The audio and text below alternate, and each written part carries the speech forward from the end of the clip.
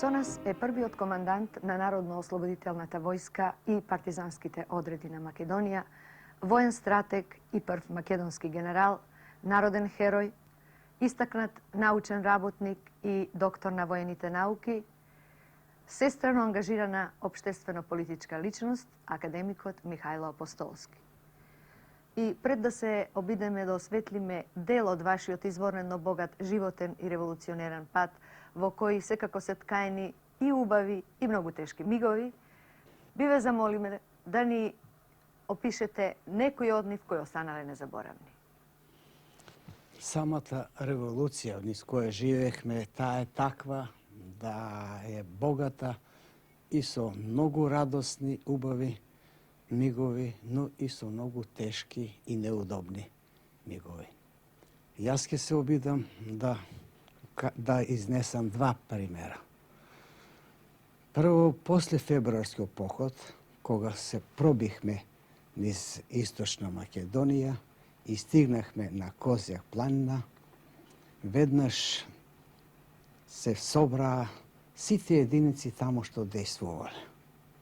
Тоа беше баталјонот Орце Николов, тоа беше одредот Врањски или Црнотравски, како го викаа, Кумановскиот одред и уште некои други единици, а непосредно потоа дојде и Косовскиот баталјон. Се собра доста голема снага. Формирањето на бригадата стана на 26 февруар. Меѓутоа, за мене што беше најголемата радост, беше таа што ние тука, на едно парче место, релативно тесно, но многу значајно во заедно војување што беше нашата револуција, се собраа и македонци, и срби, и црногорци, и албанци од Косово што беа. Така да се тука виде на едно место една нова Југославија. Тука се на дело реализираше Титовата идеја за братството и единството на нашите народи и народности. Но секако револуција има и тешки моменти. Јас би сакал да споменам случајот во одбраната на Кичево.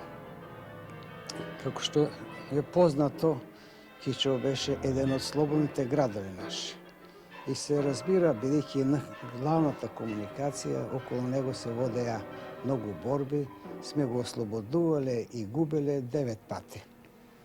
Втората одбрана на Кичево, ние имахме ваква една ситуација. Единиците наши беа на Буковик горе со цел да нападнат на Гостивар. Штабот беше во самот Кичево, во зградата кај што е денеска музејот, и таман сметахме дека е се во ред, организирана и безбедноста на градот. Тргнах јас со придружната чета на еден камион да се приклучам кон единица за да одеме кон Гостивар. На патот наидохме на една заседа од балисти. Таа заседа лесно ја се овладахме, но веднаш беше сигнал дека се изменила се ситуацијата и дека апсолутно тешко може сега да се оде горе, зашто видохме борби се чујат не тамо кај што беа оставени единици, него и десно и лево. Тогаш се јас вратих назад во штабот, кога одеднаш се чу пукање пред зградата. Дознаваме дека балистичка една група се пробила, еден од нив се пробил со петокрака звезда и кон мене пушката уперува предај се. Тука настана една борба и борбата се заврши така што ги развихме таа група. Мене ми тешко падна што успеале германците да од албанскиот народ izlečat една група и да ги стават во своја служба. Михајло Апостолски е роден на 8 ноември 1906 година во Штипско Новосело, во сиромашна занаетчиска фамилија. Основно училиште и гимназија учи во Штип. За да си обезбеди екзистенција, паралелно со училиштето го изучува чевларскиот занает и работи на поле. Уште во најраното детство Апостолски ги доживува најпотресните моменти на својот народ. Постојаните колежи што ги извршуваат бугарските и српски чети над невиното население. Тоа го принудува да размислува за излезот од ваквата состојба. По завршувањето на 7 клас се запишува во Воената академија во Белград. Ја завршува во 1927 година, потоа Виша воена академија во 1933 и генералштабна во 1938 година. 40-та и 41-та Апостолски е веќе организационо поврзан во Љубљана. Тука го затекнува нападот на фашистичка Германија и незините сателити на Југославија. Во Љубљана тогаш се наоѓа Митар Бакиć, член на војната комисија на Централниот комитет на Комунистичката партија на Југославија, кој го ангажира да работи на задачите на партијата. Организира рушење на објекти на комуникации и на индустријата. Ги подготвува помладите офицери за борба против фашистичката агресија. Словенија мора да ја напушти, дознавајќи дека по него испратена потерница од Гестапо. Доаѓа во Скопје и веднаш се поврзува со партиската организација.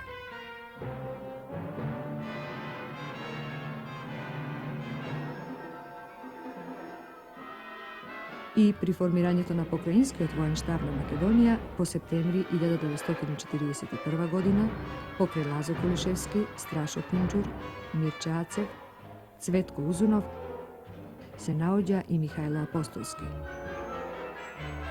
Во летото 1942 година, кога овој воен штаб прерасна во главен штаб на Народно-ослободителната војска и партизанските одреди на Македонија, тој е наименуван за негов командант, на која должност останува се до конечното ослободување на вардарскиот дел од Македонија. Како командант, тој е неуморен. Учествува во сите епопејни маршеви, походи, офанзиви и пробивање на борците во Народно-ослободителната борба.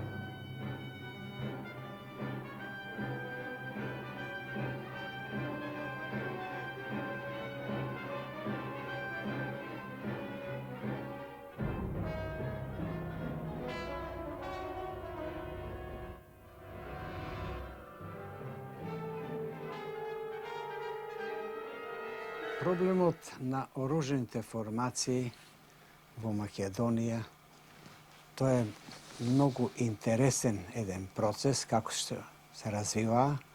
Тоа почнува од 1941 година со првите наши борби, со појавата на диверзантските групи кои извршуваат големи акции, па првите 3 партизанска одреда 1941 година, 9 партизанска одреда 1942 година, кои создадува и мала слободна територија, да би во 1944 година нагло отпочнало развивањето веќе на повисоки оружени формации.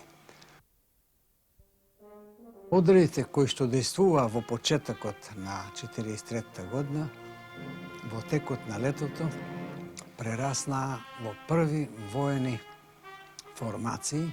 Така, например, првиот батальон го формирахме на 18 август 1943 година, а по него, како што народот вели, како пеќурки почнаа да растат батальоните, така што во октомври месец ние имахме веќе и една група посебно организирана под непосредна команда на главниот штаб. Тоа беа 2 групи батальони, од по 2 батальона техничка чета која се состоеше од митралези, по 6 митралеза, 6 минобацача и други единици и други батальони на теренот.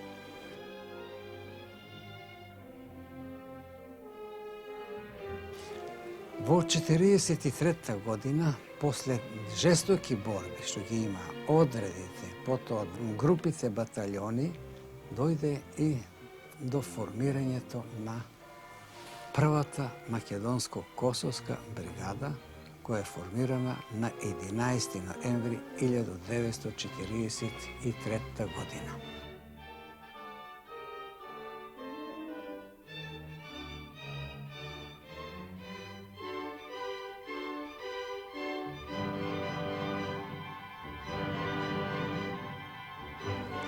Тие единици во своите долготрајни борби од средината на август веќе создале слободна територија во Западна Македонија. Таа слободна територија во почетокот до капитулацијата на Италија беше поделена на дела со гарнизоните италијански, но по капитулацијата на Италија таа постана единствена слободна територија, захваќајќи го просторот од Гостивар до Охридското езеро практично, вклучувајќи и само градовето Дебар и Кичево, а се приближуваше кон градовето на Гостивар на север и на југ кон Охрид и Струга.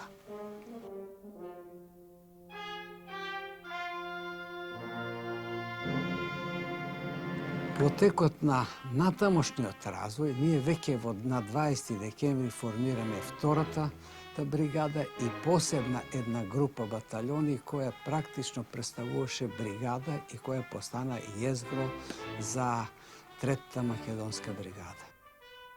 На 26 февруар, после долгите борби во февруарскиот поход, е формирана Третата македонска ударна бригада, да би после неја, нарочно по пролетната офанзива, отпочнал еден силен развој на нашата народно-освободителна војска со огромниот прилив на борци.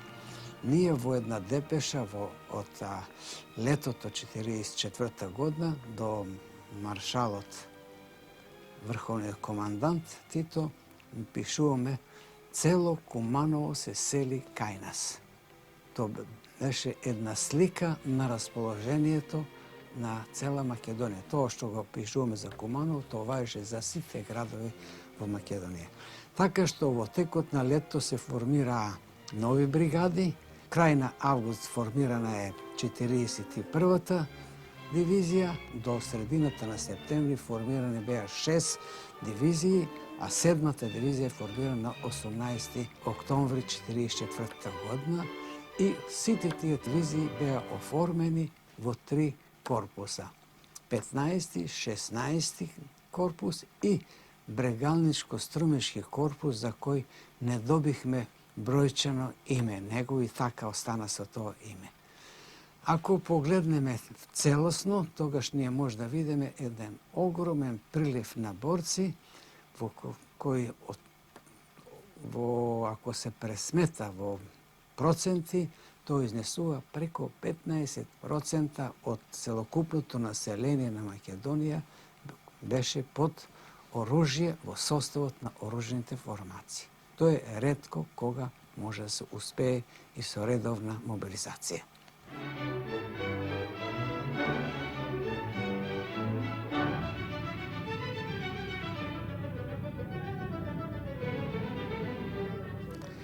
Есента 1943 година ситуацијата така созреваше да се веќе размислуваше да ние создадеме управо да го свикаме и првиот асномаш.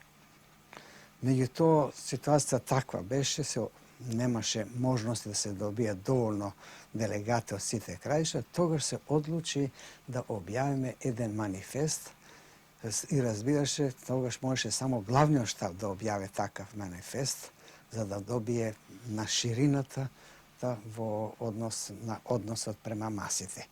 Манифестот е потребен беше и од една друга причина.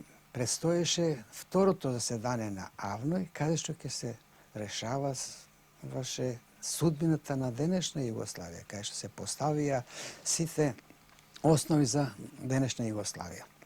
Од тие причини, после долги дискусии го подготвивме манифестот. Тој е многу карактеристичен како програмски документ, но во него многу са интересни поставките кои најдоа место и во АВНОј. тоа се равноправноста на сите народи и народности во Македонија, исто така на равноправноста на македонскиот народ со народности што живеат. Потоа се одеше за развивањето на братството и единство меѓу сите народи и народности. Во нашиот манифест се посебно инсистира ширење и развивање братството и единството меѓу сите балкански народи, па се чак инсистира, ако може, да се создаде и Балканска федерација. Една многу широка концепција на манифестот. Тоа имаше повечко причини зашто така одехме. Едно што прво ние тога сметахме, македонскиот проблем може да се реши целосно во една Балканска федерација. Но тоа е тогашното наше размислување, кое не беше случајно, поттикнуваше и од поранешните гледања на нашите револуционери за една Балканска федерација. Еве, тоа би ја сакал да кажам за манифестот. Тој е обработуван. Ние тогаш веднаш направихме и избор, извршихме избор на делегати за Авној. Тоа са 38 личности, плюс тогаш создадохме и иницијативен одбор за свикување на првото седание на АСНО.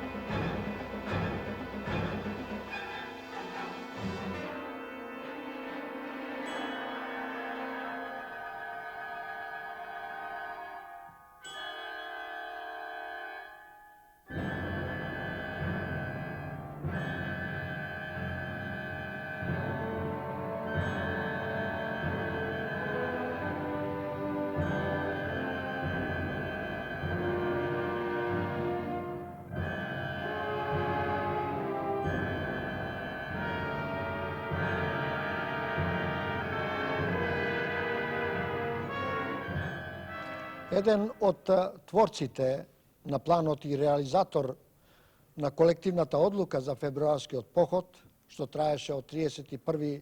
јануари до 24.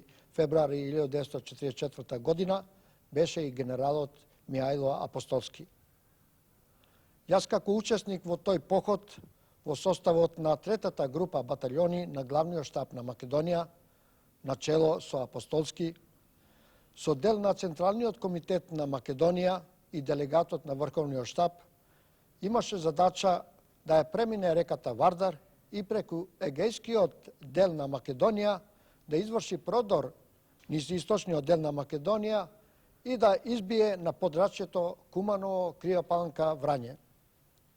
Основната цел на походот беше разгорување на ослободителното движење и востанието, односно побргу и што повеќе да се распланти оружената борба во цела Македонија и пошироко. Затоа решението за изведување на походот представува чин од историско значење за натамошниот развиток на народно-ослободителната борба во Македонија. Долгите маршови во кои за 23 дена се мина 440 километри или 22 километри на ден, по незапамтен студ и снег, на навеви и беспача, преку планински масиви и други метеоролошки непогодности, гладни, недоволно облечени, исцрпени, без сон и одмор, го чинат посебно поглавле на походот. Тоа беа надчовечни напори и обстојување. Тоа можеше да го издржи само човек борец, комунист, скоевец и патриот со висока политичка, национална и борбена свест, со висок степен на патриотизам и со длабоко чувство за бескомпромисна борба против фашистичкиот окупатор.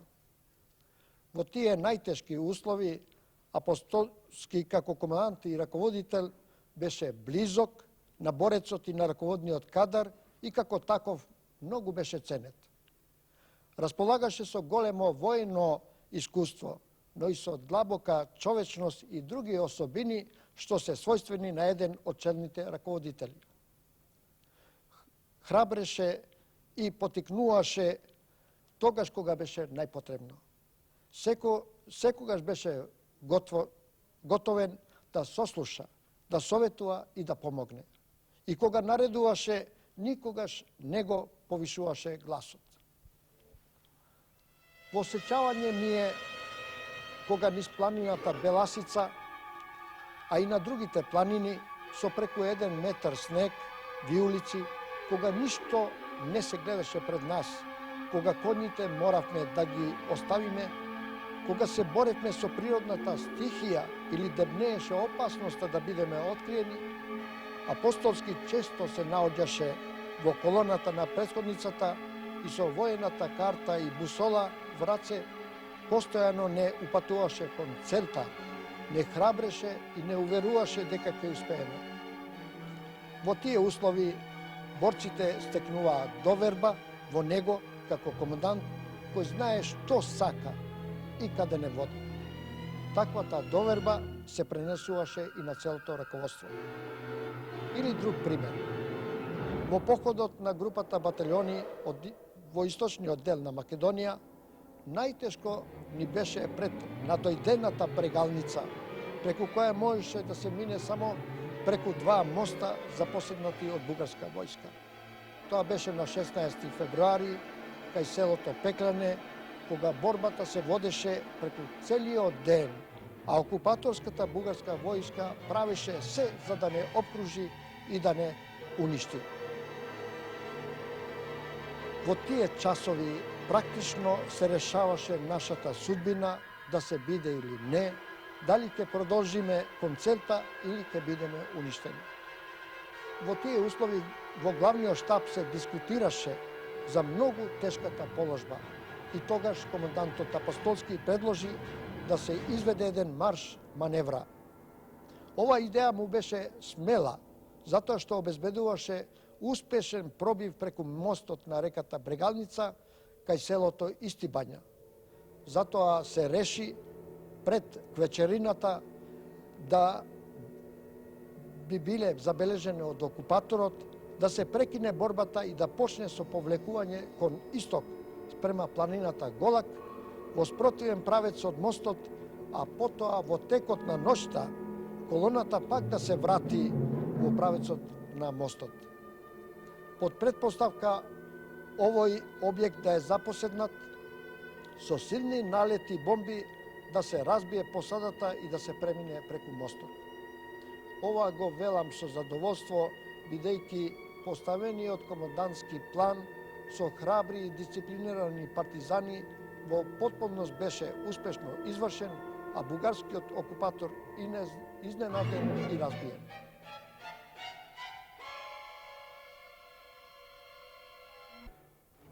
Февруарскиот поход е резултат на долгогодишните борби во Македонија, а посебно на последните борби кои се водеа за одбрана на слободната територија во Западна Македонија, кога единиците напуштија слободна територија и се концентрираа на Кожух планина.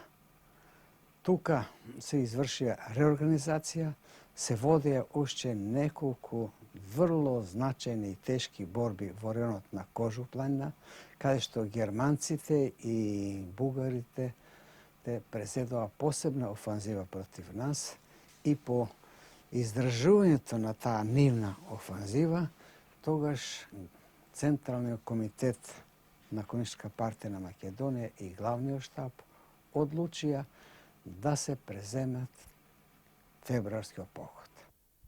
Ако погледнеме и покрај тешките загуби што ги имаше првата македонско-косовска бригада, тој изврши своите основни задачи. Разви и водеше 14 дена борби во центарот на Македонија. Втората бригада задржа на себе си доста сили, но што е поважно, таа се во масите така постави да почне нов прилив на борци. А третата група на баталионите со пробивањето неизино низ Источна Македонија, кој имаше многу жестоки борби кај Делчево, близу Делчево, Пекљане селото, меѓу Виница и Делчево, тешки борби, потоа на Осогов, со нејзиното пристигање на Козјачкиот масив и со соединувањето се постигна да се на тој простор кој чини една раскрсница на врските меѓу меѓу Македонија, Косово, Бугарија и Србија, да се создаде една доста јака група од косовските, јужноморавските и македонските единици. Така да таа група остана да расте секој ден и да представува сериозна сила на тој сектор, кој и разви големи действија, напад на Ристовац и на многу други објекти таму. Многу е карактеристично дека со сите групи кои тргнаа беше формирано посебно раководство во името на главниот штаб и Централен комитет. Со првата македонско-косовска бригада одеше политичкиот комесар на главниот штаб Цветко Узуновски и заменикот на командантот Панче Неделковски. Со втората бригада беше оставен Добривор Досавлевич и Лилјакот, а со третата група батальони тргна практично Централниот комитет, главниот штаб и иницијативниот одбор за свикување на АСНО. Со пристигањето на главниот штаб, Централниот комитет и иницијативниот одбор за свикување на АСНО, со кој беше и другарот Темпо во просторот северно од Козјак, со обединувањето на единиците се изврши и една реорганизација на командувањето на српските, косовските и македонските единици. Така се формира и оперативен штаб за командување со тие единици. Оперативен штаб практично представуваше главниот штаб на Македонија, во кој се вклучија уште неколку другари од Јужна Србија.